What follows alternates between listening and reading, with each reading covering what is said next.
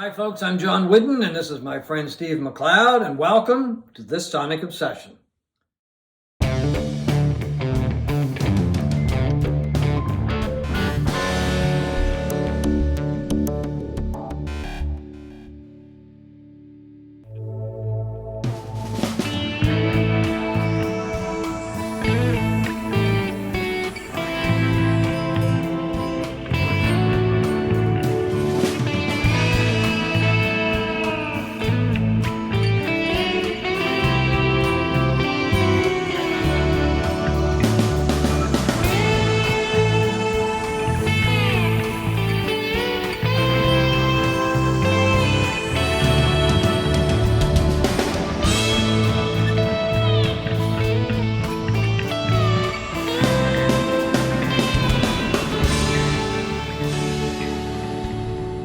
That was just a little taste of February in Halifax. We've had a couple of those storms in the last little while, and it gives you one reason why we are sonically obsessed, because we have to stay inside and listen to music. Well, we don't have to, but we really like to listen to music. And of course, if you can't go out and do much, it's a great excuse to, turn on the stereo and check out some tunes. You can always shovel, John. You can always shovel, yes. But we tend to get rain and it takes the snow away eventually too. So anyway, on this show, we are going to talk about an album that we both love. The anniversary was February 1st, the 50th anniversary of its release, I should say. And the album is Todd Rundgren's Something Anything. Fantastic double album by Rundgren. I think his best work. His masterpiece. His masterpiece. I don't think he ever came close to and that's equaling this. That's a picture of his living room in Los Angeles where he recorded a good portion of the album. By himself? By himself, yes. He recorded three sides of the album are basically him, solo. He did everything. And then he did a fourth side, of course, because it's a 2-album set. And he went to Bearsville, New York, and brought in a whole bunch of musicians to help out with the fourth side. So why do you like it so much? Well, I think it's just an incredible album from beginning to end. It's all over the place. It's a glorious mess of an album in the sense that there's no continuity, there's no common theme, there's no common thread that runs through this album. It's a mix of power pop, which I love, blue-eyed soul, rock, some ballads on there. Beautiful ballads like the hit Hello, It's Me, and even one song of raucous kind of rock. It's all over the place, and it shouldn't work, but it really does. Yeah. I loved it from the first time I heard it, and we just did our lists a couple of weeks ago of our favorite albums of all time, and this definitely is just on the outside fringes of my top 10. Yeah, same with me. I would say probably top 15. Yeah, at least top 20. I would say so. And this album was Todd Rundgren's biggest commercial success, and he sort of ended up disavowing it, the poppier aspects of it, and really went into more experimental, more out there stuff. Like his next album was A Wizard, a True Star, which when I heard it, when I bought it, when it ran out and bought it, when it came out in 73, I think. And it was just too weird for me at times. Well, it too was all over the place, but it didn't work. Not like Something Anything, right? Yeah. And he addressed that when he was addressing the Berklee School of Music. I'm not sure when exactly he was talking to the students there, or when he was at the school, but he was talking about after Something Anything and then his move into A Wizard, a True Star, and he said, "My act of tyranny after having achieved commercial success. I threw out all the rules of record making and decided I would try to imprint the chaos in my head onto a record without trying to clean it up for everyone else's benefit. The result was a complete loss of about half of my audience at that point.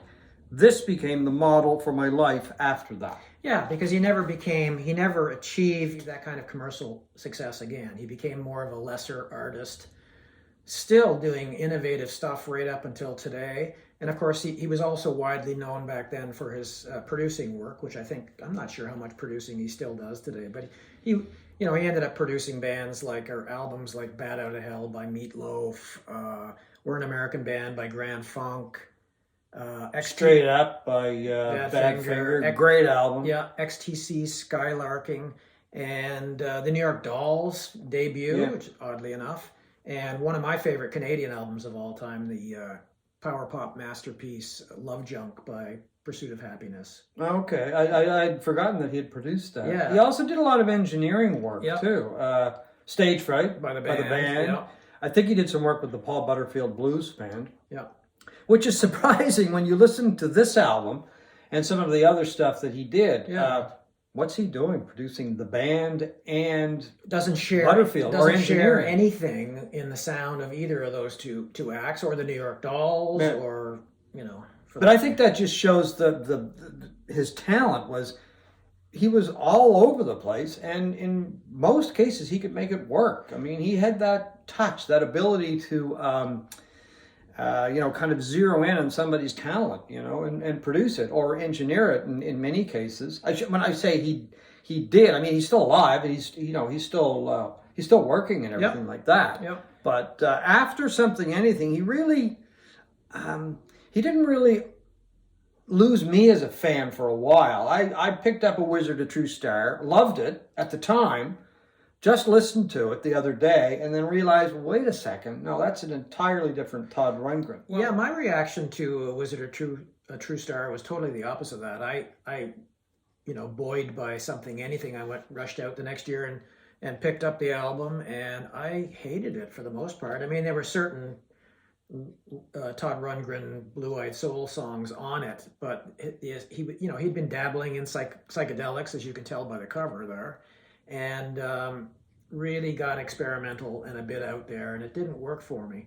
But as part of this, I streamed it again, or not again, I streamed it probably for the first time I've ever heard it in 40 years, 45 years, whatever, last night, and I really enjoyed it way more than I did back in 1973. I thought it was okay and worth revisiting. But one of the things, just getting back to Something Anything, one of the things that I found extremely interesting about the album was, at the time, when he was putting it together, as I said, he did the majority of the album by himself. Yeah. In a studio, and then in his living room. All the instruments. Yeah.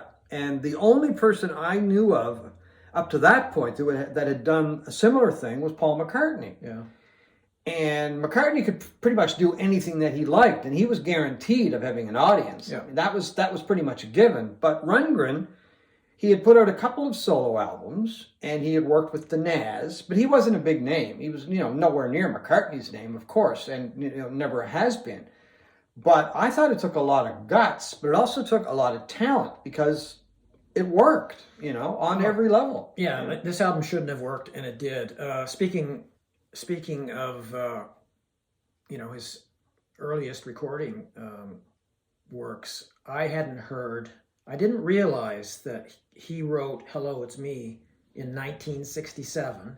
That was the first song he ever wrote, and it appeared on a Nas album, his previous band, in 1968. And I'd never heard it, so I was just on YouTube today and playing it, and it's bizarre. Like, it's so down tempo. He slowed the tempo down much slower than it is on Something Anything, and it's very dirge-like. The song is still there, and it's a brilliant song, but I'm glad he, a few years later, when he decided to put it on Something Anything again, that he made it much more up-tempo. There's horns on it, and it's simply to me, it's a perfect... Oh, it's a perfect pop song. Ballad. Yeah. It's one of the greatest. I never get tired of listening to that thing.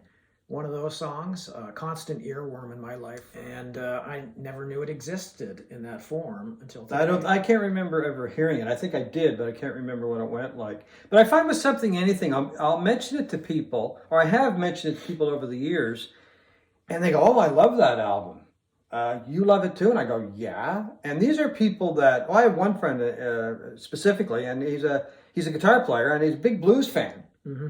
And we were talking music one day, and I mentioned it to him. He said, "Oh, I love that album." He said, "I've been listening to that, or I listened to it a lot when I was a kid." Mm. So it's one of those albums I think that a lot of people really like, but because it's kind of forgotten. It doesn't come up in conversations that often.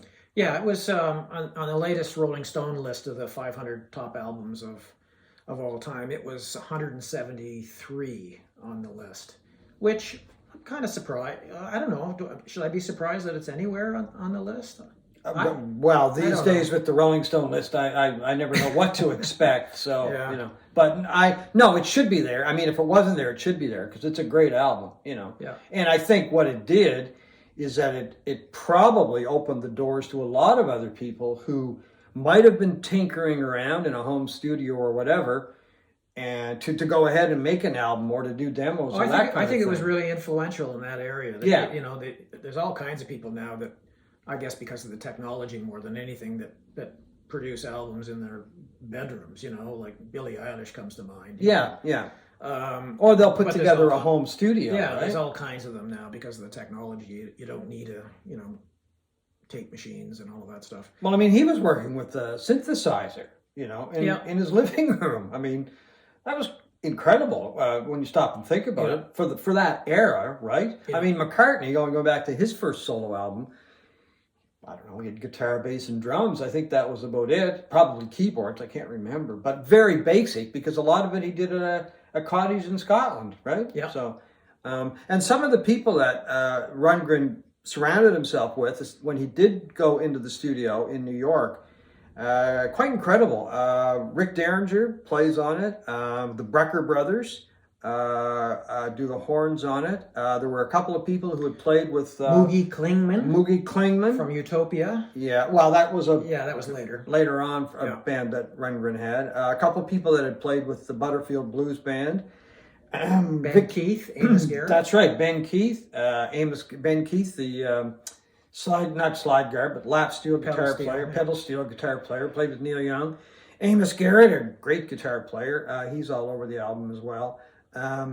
Vicki Sue Robinson, I think, had a big hit with "Turn the Beat Around," if I remember correctly. Is she the one that says on the fourth side, "I think I'm falling in love with the singer"? I'm not sure. I wondered that myself when I was re-listening to it. There's a lot of studio banter and interesting audio tricks throughout this album. Yeah, they were having fun. They were having fun. Yeah, they were having a lot of fun in the studio making the album. So yeah, I mean, he broke down a lot of barriers at the time, and he kind of set the bar high for people who wanted to do it at home or do it in a small studio. And do it on their own terms. Yeah. I mean, that's what he's always done throughout his entire career, to the detriment of his career at times. Well, I think so. I think that if he had stuck to, and he probably doesn't want my advice, but if he had stuck to more of the power pop stuff, I think his career would have been a lot more successful because he did do some of that over the years. He went back to it, and there are different songs on different albums where he kind of touches on that. But when he went to Utopia,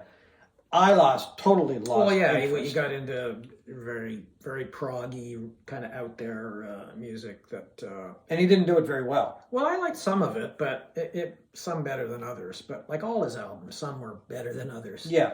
I'm just amazed that this album has not been.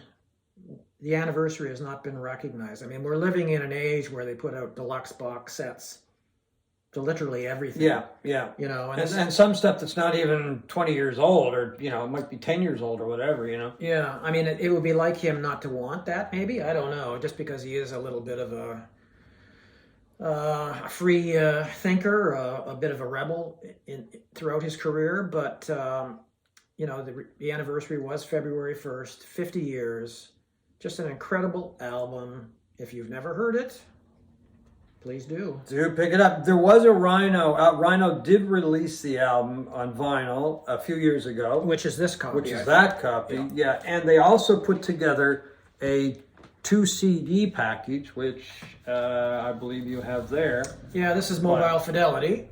It came out a number of years ago on gold CD. It's just pretty cool. But good luck finding it. Yeah. I don't even know if you could find a single CD version of it now. But you're right, it should have been repressed or reissued in some form. Yeah. And here's the original from way back, 1970. Not the original, my original copy, let's put it that way.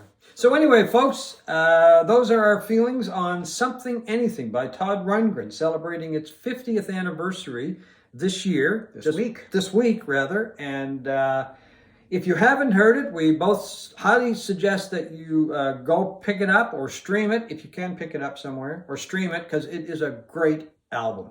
And as Steve said, it's all over the place, but it's a wonderful all over the place. So thanks for watching. We hope you've enjoyed this Sonic Obsession.